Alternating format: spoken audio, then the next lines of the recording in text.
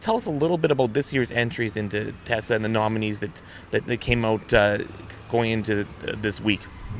Well, we had another terrific list of nominees on the TESA Award, right from New Brunswick right across here to British Columbia, all operating their own ranches and farms in such an environmentally sustainable and economically sustainable as well fashion that it's quite a challenge because everybody has their own set of resources, and all of these recipients were managing them in such a sustainable, environmentally friendly way. It was really an enjoyable experience getting to know them.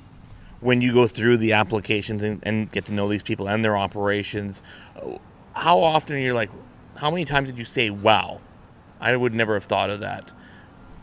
Well, I've been doing this job for a few years now, every year. And it's a testament to what's going on the landscape in this industry. We've got people who are deeply invested in this industry, and we live and breathe it. And these people are the people that come out and put themselves out there and showcase their operations so that they can support the rest of the industry. And as I said, it's in different environments. You go from New Brunswick to the mountains of BC and the prairies in Saskatchewan and Alberta, and it's very difficult to measure them out and compare them because they're all doing such a great job at their own base level with their own resources. In speaking with all of the nominees at one point or another, I keep hearing that the taking care of the land, the grass, and the environment is paramount in making sure you have a strong herd. Is that something similar you've heard or seen in all the applications? Well, absolutely.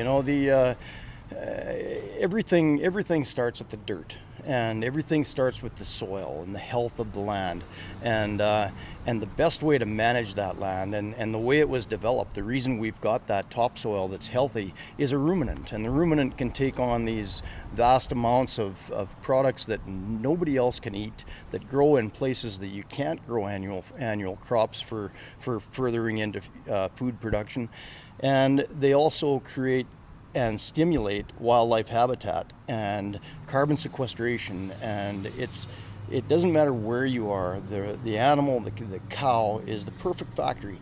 She can take all these products, whether it even be food waste from the cities or out in the mountains where the other things can't grow, or in the flatlands and the desert type country.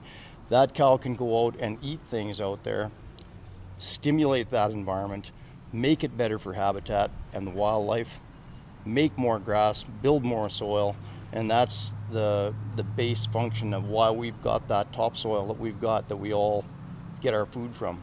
Tell us a little bit about this year's winner. The Fossens. Doug and Erika are just a prime example. They're this year's recipient. Wonderful people, deeply invested, long-term history on the land. You ask them about their operation and they just light up. They've got their kids on the operation. It's a multi-generation place, and their environment, they're operating in an environment with so little rainfall, and the good work that they've done, and they've established water systems in remote locations where the cattle don't have to go back to the creeks, and they're doing a great job, and they really are such great ambassadors for our industry. If you were talking to a farm sort of thing about applying for this, what would you recommend to them? Well, it's not everybody that wants to put themselves out, and this industry has never. It's only recently that we've had to promote and actually justify what we do in the production of food. And that's a very strange thing from our fathers and our grandfathers, because they would never have dreamt that they'd have to do that. But we just really appreciate those people that are willing to tell their story and share what they're doing, because it's a pretty common story. There's the vast majority of people in this business live and breathe the land, and we appreciate them putting themselves out there and being ambassadors for our industry. Duane, anything you would like to add that I haven't asked you?